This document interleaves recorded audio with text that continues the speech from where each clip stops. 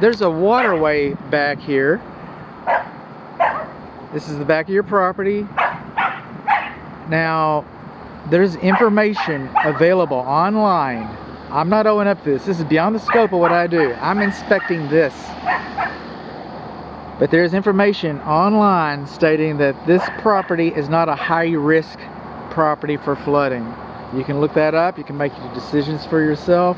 But if you've got questions, and a lot of times my clients do have questions, but that's not why we're here. We're here for the condensing unit. Yay! Okay, this is an electric service outlet, receptacle outlet. It's GFCI protected, even though it doesn't have a GFCI protected notice on it. All right, and I tripped it, so the technician can work on that. This is your electric service disconnect. It's over to the side like it's supposed to be. And let's see if I can open this up. I ran out of battery earlier, so I took a still image of it, but I like to show off. I'm a show off guy. Okay, looks like it's laced up pretty good there. So let's talk about some things. We do not have a rain diverter over the condensing unit, so the water just pours over off of the unit and splashes onto it. Alright, never mind that the unit's 17 years old. And when I mean 17 years old, this equipment's engineered on paper to last 20 years. It might last 35. Hang on. Good on, this is Bud. That didn't work. Enter passcode. Well, that stopped my rhythm. We do not have a rain diverter that keeps the water from crashing onto the unit. The unit's 17 years old. This equipment is engineered on paper to last 20 years. It might last 35. But Las Vegas is going to give you 14. After 14, this unit has done everything we ever expected it to do. We got dents on the coils. Alright, that's hail damage. That's hail damage. And coming along here, the reading was manufactured in 2005. Alright, it's a 4-ton system. It uses R22. R22. Some people call that Freon. Okay, no longer manufactured in the United States, no longer legally imported in the United States. Do they have stockpiles of it? You bet. Is it expensive? Yes, sir, it is expensive. Yes, ma'am, it is expensive. It's expensive.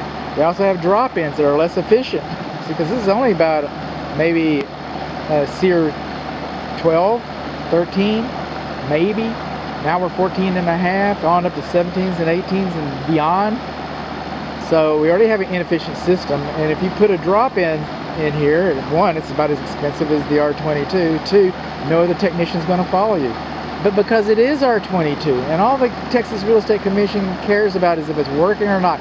They don't care that it's 17 years old and at 14 it's too old. They don't care about that.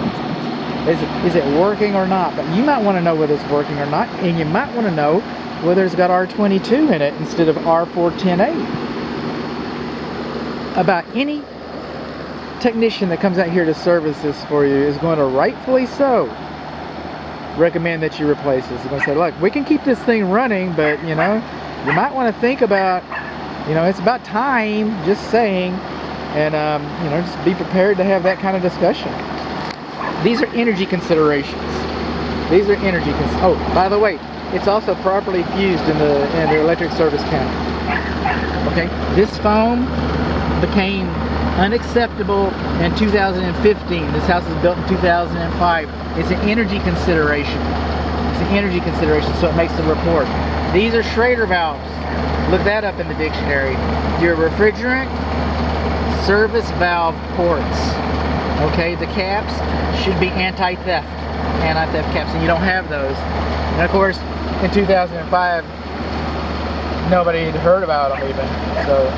So what did we learn? We learned we got some energy considerations called deficiencies with the caps and the insulation. We learned that this is not a deficiency, but good to know that the unit is 17 years old and it uses R22, the old school refrigerant.